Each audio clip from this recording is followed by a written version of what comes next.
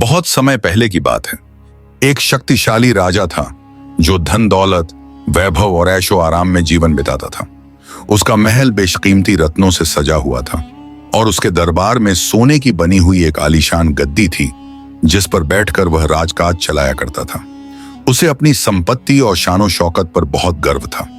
एक दिन राजा को पता चला कि उसके राज्य में एक गरीब फकीर घूमता है जो न किसी चीज का मालिक है और न ही किसी चीज की परवाह करता है, फिर भी वह हमेशा खुश रहता है।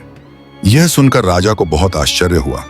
उसने सोचा, मैं पूरे राज्य का स्वामी होकर भी कई बार चिंता में डूब जाता हूं, लेकिन यह फकीर जिसके पास कुछ भी नहीं है हमेशा आनंद में रहता है।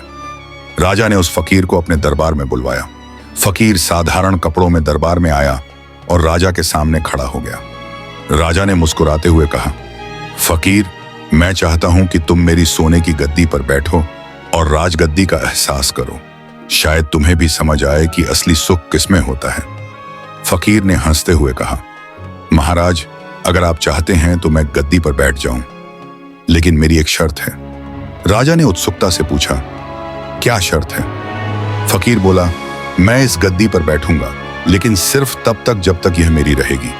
अगर यह गद्दी अब मेरी हो गई तो मैं इसे अपने अनुसार उपयोग कर सकता हूं।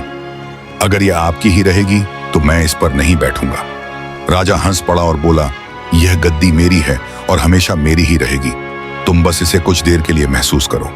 फकीर ने गहरी सांस ली और कहा, यही तो मेरा जवाब है महाराज। जब यह गद्दी हमेशा आपकी ही रहेगी स्वयं, तो मैं इस पर बैठकर खुद को राजा क्यों मानूं? मैं इस गद्दी से जुड़ जाऊं, इसका मोह पाल लूं और फिर जब यह मुझसे छिन जाए तो दुखी हो जाऊं। क्या यह समझदारी होगी? राजा उसकी बात सुनकर चौंक गया।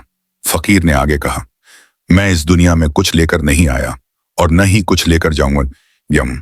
मैं किसी चीज का मालिक नहीं बनता, इसलिए हमेशा आनंद में रहता हूं। लेकिन आप इस गद्दी और धन संपत्ति को अपना मानकर दुखी होते हैं, क्योंकि एक दिन यह सब आपको छोड़कर चला जाएगा। राजा को फकीर की बात समझ आ गई। उसने महसूस किया कि जो चीज हमेशा उसकी नहीं रहेगी, उस पर गर्व या मोह पालना व्यर्थ है।